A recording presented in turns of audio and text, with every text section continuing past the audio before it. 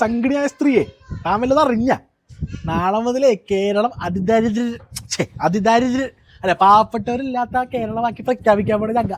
നിന്നോട് ആരാ പറഞ്ഞ കേരളത്തിൽ പാവപ്പെട്ടവരില്ലെന്ന്? നിനക്ക് എത്ര പാവപ്പെട്ടവരെ കാണണം? എന്റെ കൂടെ വാ, ഞാൻ കാണിച്ചു തരാം. നേരിലുണ്ടാവും, പക്ഷേ രേഖകളിൽ ഉണ്ടാവില്ല. അതൊക്കെ ഞങ്ങൾ അങ്ങോട്ട് നിർമ്മാർജ്ജനം ചെയ്ത് കളഞ്ഞു. അതെ, നിങ്ങളുടെ എല്ലാ പരിപാടികളും വികസനങ്ങളും രേഖയിൽ മാത്രമേ ഉണ്ടാവുള്ളൂ. ഇതാണ് ഞങ്ങൾ വർഷങ്ങളായിട്ട് പറഞ്ഞുകൊണ്ടിരിക്കുന്നത്. നേരെ പോയി കണ്ട എന്താണോ 9 വർഷം മുമ്പ് കേരളത്തിന്റെ സ്ഥിതി, അതിലും വേസ്റ്റ് ആയിട്ടാണ് ഇരിക്കുന്നത്. ഇപ്പൊ പറയുന്ന അതിദാരിദ്ര്യം ഇല്ലെന്ന്. എന്നാൽ പിന്നെ ദാരിദ്ര്യമൊക്കെ എടുത്താൽ കളഞ്ഞൂടെ? കേന്ദ്രത്തിൽ നിന്ന് കിട്ടുന്ന അരിയൊക്കെ അങ്ങ് വേണ്ടെന്ന് വെക്കാലോ. ഇവിടെ പാവപ്പെട്ടവരില്ലല്ലോ, നിങ്ങൾ അവരെയൊക്കെ നിർമ്മാർജ്ജനം ചെയ്തില്ലേ? അരി വേണം. കേന്ദ്രത്തിൽ നിന്ന് കിട്ടുന്ന എല്ലാ സാധനങ്ങളും വാങ്ങിച്ചെടുക്കാന്നുള്ളതാണ് LDFന്റെ പുതിയ നയം. ആ പുതിയ നിലപാട് ഞങ്ങൾ കണ്ടായിരുന്നു. PMCയുടെ കാര്യത്തിൽ കാശ് കിട്ടുമെന്നായി കഴിഞ്ഞാൽ ഏത് നിലപാടും കൊണ്ടേ പണയം വെച്ചോളും ഇടത് കക്ഷ. തിമിറ് വേണ്ട.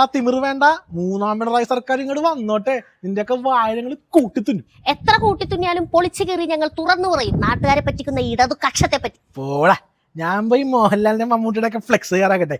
അധികാരമില്ലാത്ത ആൾക്കാരോട് സംസാരിക്കാനേ ഞങ്ങൾക്ക് മനസ്സിലായി.